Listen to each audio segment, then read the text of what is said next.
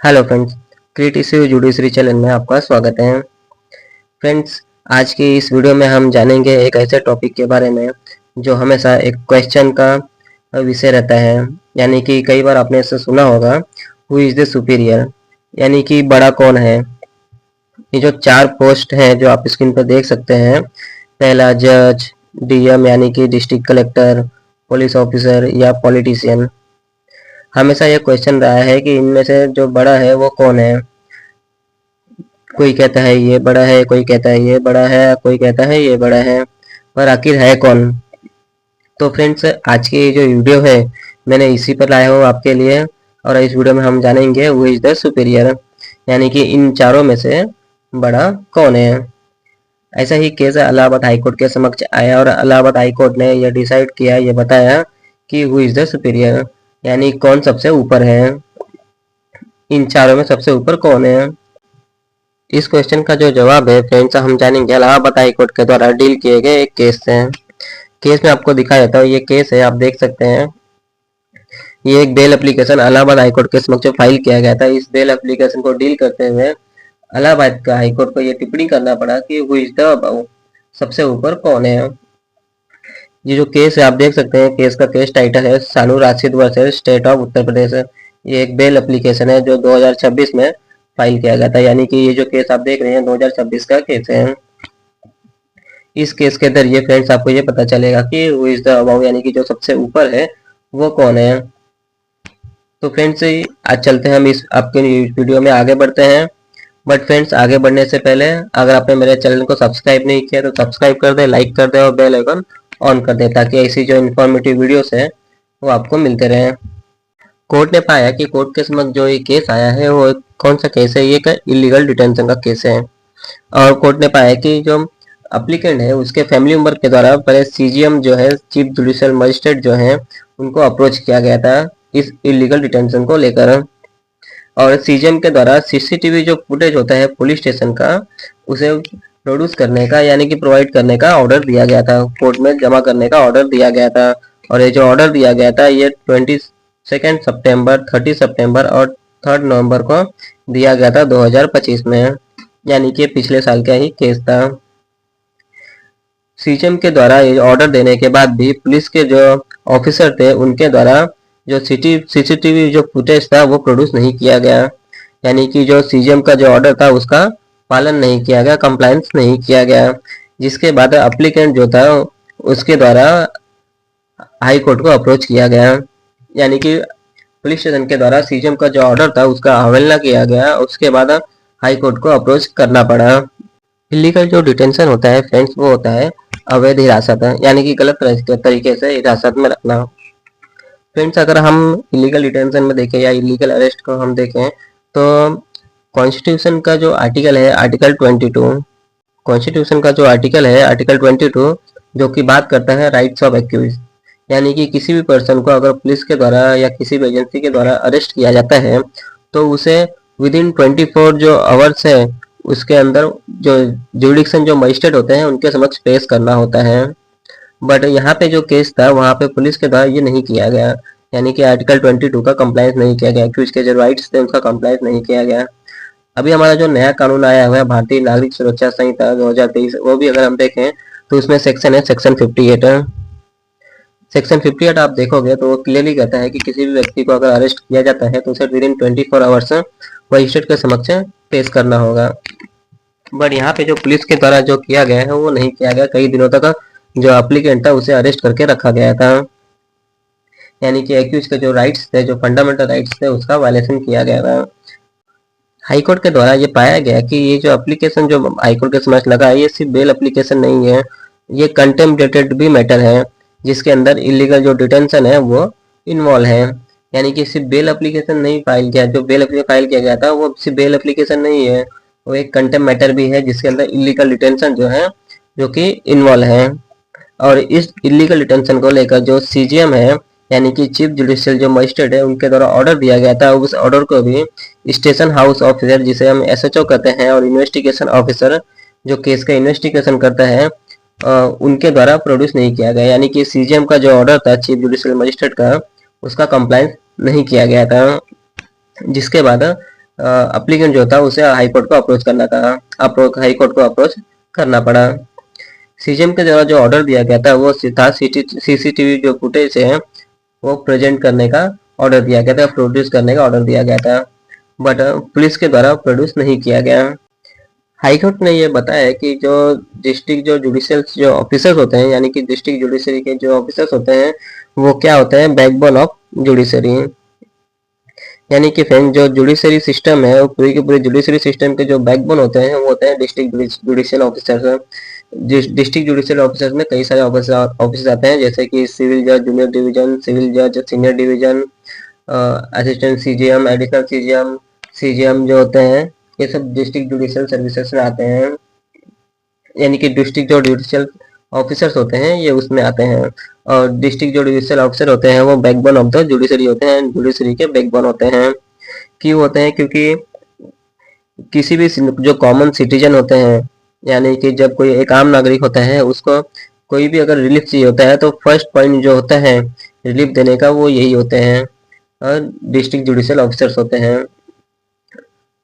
आप जब कभी भी आप कोई किसी केस में अगर आप जाओगे तो किसी भी आपके एरिया के अंदर आप जो केस हो, जो भी कोर्ट होगा वो सब जुडिशियल ऑफिसर्स होंगे डिस्ट्रिक्ट जुडिशियल के, जिसमें सिविल जज होंगे, मजिस्ट्रेट्स होंगे। अगर आप गांव साइड में जाओगे तो वहाँ पे सिविल जज जूनियर डिवीजन, सीनियर सिविल जज सीनियर डिवीजन। बट आप कहीं शहर में जाओगे तो शहर में आपको मिलेगा magistrate first class, magistrate second class.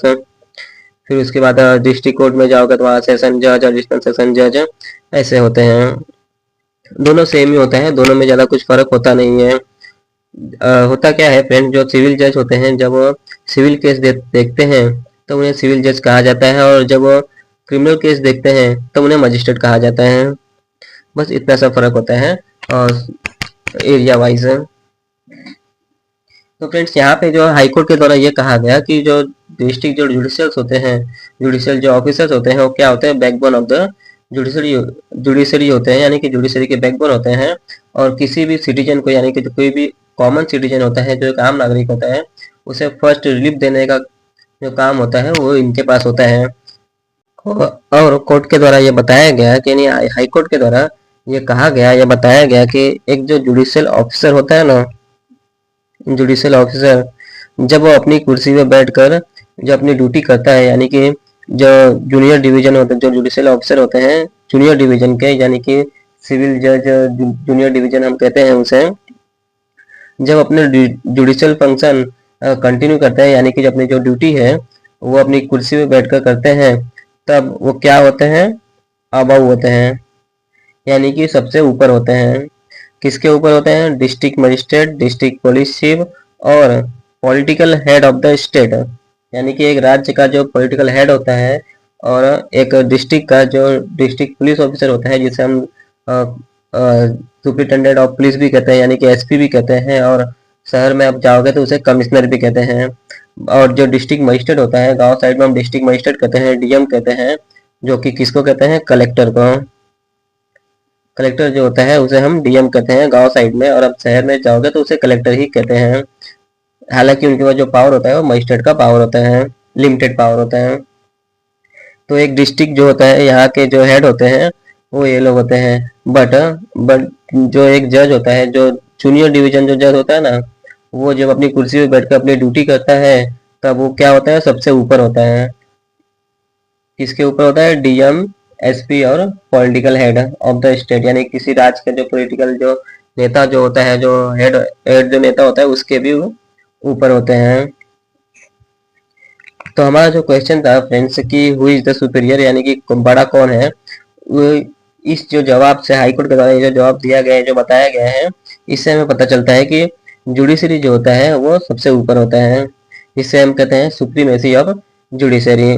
आप गूगल पर सर्च भी करोगे तो आपको ये मिल जाएगा, सुप्रीमेसी ऑफ जुडिशरी, यानी कि जुडिशियल ऑफिसर जो होते हैं वो सुपीरियर होते हैं। हाईकोर्ट के द्वारा आगे ये बताया गया कि जब कोई भी, यानी कि एनीवन, जब कोई भी किसी भी कोर्ट के अंदर जब एंटर करता है, चाहे वो कोर्ट किसी भी जुडिशियल ऑफिसर का हो, उसके अंदर एंटर करता है तो क्या होना चाहिए, क्या करना चाहिए, गिव रिस्पेक्ट, यानी कि उनके चेयर है उनको रिस्पेक्ट देना होता है। किसका? जुडिशियल मजिस्ट्रेट का, यानी कि जुडिशियल ऑफिसर का। जब भी आप किसी कोर्ट में जाओगे तो वहाँ पे जो जज होते हैं उनको रिस्पेक्ट देना पड़ता है। बट उनके द्वारा जो भी ऑर्डर पास किए जाते हैं, जुडिशियल मजिस्ट्रेट के द्वारा जब कोई भी ऑर्डर पास किया जाता है तो उसके कंप्लायंस ना करना कंटेम्प्ट ऑफ कोर्ट ही नहीं है। सिर्फ वो कंटेम्प्ट ऑफ कोर्ट नहीं है, वो क्या है, challenge of the authority of law, यानी कि लॉ के जो अथॉरिटी है उसे भी चैलेंज करते हैं। यानी कि अगर आप किसी भी कोर्ट के द्वारा कोई ऑर्डर पास होता है उसे पालन नहीं किया जाता है तो कंटेम्प्ट ऑफ कोर्ट होता है, और साथ ही साथ और जो लॉ अथॉरिटी ऑफ जो लॉ होता है उसे भी चैलेंज होता है। कोर्ट के द्वारा ये कहा गया कि पुलिस ऑफिसर के द्वारा जो सीसीटीवी जो फुटेज था जिसके लिए सीजन के द्वारा ऑर्डर दिया गया था वो प्रोड्यूस नहीं किया गया। सीसीटीवी जो फुटेज है वो प्रोड्यूस ना करना क्या है, वायलेशन है परिम परमवीर सिंह सैनी वर्सेस बलजीत सिंह का जो केस था उसके वायलेशन है। इस केस में कोर्ट के द्वारा डायरेक्शन दिया गया था कि जो सीसीटीवी जो फुटेज है हर एक पुलिस स्टेशन के अंदर मेंटेन होने चाहिए। हाई कोर्ट के द्वारा जो पुलिस ऑफिसर थे उन्हें कंटेम्प्ट ऑफ कोर्ट के केस में पनिश किया गया, यानी कि जो ऑफिसर थे उन्हें गिल्टी पाया गया कंटेम्प्ट ऑफ कोर्ट के केस में। कौन से ऑफिसर थे? एसएचओ एंड आईओ, दोनों ऑफिसर को कंटेम्प्ट ऑफ कोर्ट के केस में पनिश किया गया। क्या पनिशमेंट दिया गया उनको?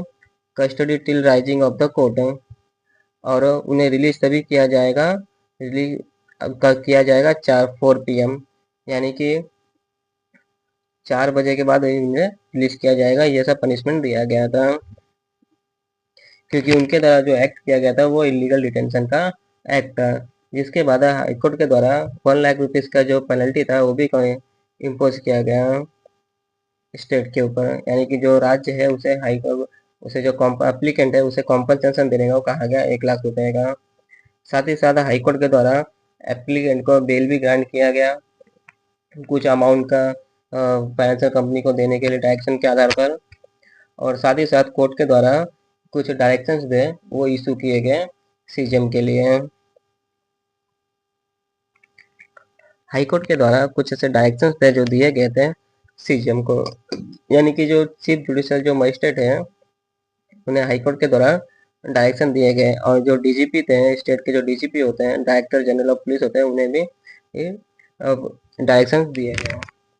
हाईकोर्ट के द्वारा ये कहा गया कि जो चीफ जुडिशियल जो मजिस्ट्रेट हैं वो अपनी ड्यूटी कंप्लीट होने के बाद रैंडमली वो चेक करेंगे कि पुलिस स्टेशन का जो सीसीटीवी फुटेज है वर्किंग है या नहीं, और कहाँ चेक करेंगे? जुडिक्शन के अंदर, यानी कि उनका जो जुडिक्शन है उसके अंदर वो चेक करेंगे कि सीसीटीवी जो फुटेज है हर एक पुलिस स्टेशन का वो वर्किंग है या नहीं। और पुलिस स्टेशन जो है उनके जुडिक्शन में जितने भी पुलिस स्टेशन है उन सारे पुलिस स्टेशन का डीजीपी को ये डायरेक्शन दिया गया कि वो एक्शन लेंगे सुप्रीम कोर्ट के द्वारा जो सीसीटीवी के लिए जो केस मैंने आपको बताया उस केस में जो डायरेक्शन दिया गया मैंडेटरी जो प्रोविजन है उसका वायलेशन को लेकर ये डीजीपी को डायरेक्शन दिया गया, और सीजीएम जो थे उन्हें एम्पावर किया गया, यानी कि उन्हें पावर दिया गया कि वो रेंडमली जाके चेक करेंगे कि पुलिस स्टेशन के जो सीसीटीवी फुटेज है उनके जुडिक्शन के अंदर वो वर्किंग है या नहीं।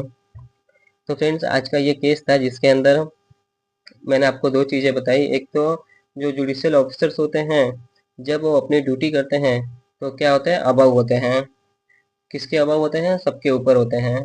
फिर वो चाहे डिस्ट्रिक्ट मजिस्ट्रेट हो या सुप्रिटेंडेंट ऑफ पुलिस हो या कमिश्नर ऑफ पुलिस हो या पॉलिटिकल हेड हो कोई किसी स्टेट का, उनके भी ऊपर होते हैं जुडिशियल मजिस्ट्रेट्स। ये जो केस था हाईकोर्ट का, इस केस पे हाईकोर्ट ने क्लियरली बताया कि अबव कौन होता है। अबव जो होते हैं वो कौन होता है? वो होता है जज, यानी कि जो जुडिशियल ऑफिसर होता है जब वो अपनी ड्यूटी कमेंस करता है, यानी कि अपनी जो ड्यूटी कंटिन्यू करता है अपनी कुर्सी पर बैठकर, तो वो क्या होता है? अबव होता है। किसके ऊपर होता है? सबके ऊपर होता है। तो फ्रेंड्स आज के वीडियो में इतना ही, मिलते हैं अपनी अगली इंफॉर्मेटिव वीडियोस में। बट फ्रेंड जाने से पहले अगर आपने मेरे चैनल को सब्सक्राइब नहीं किया होगा तो सब्सक्राइब कर दें, लाइक कर दें, बेल आइकन ऑन कर दें ताकि ऐसी जो इन्फॉर्मेटिव वीडियोस हैं वो आपको मिलते रहें।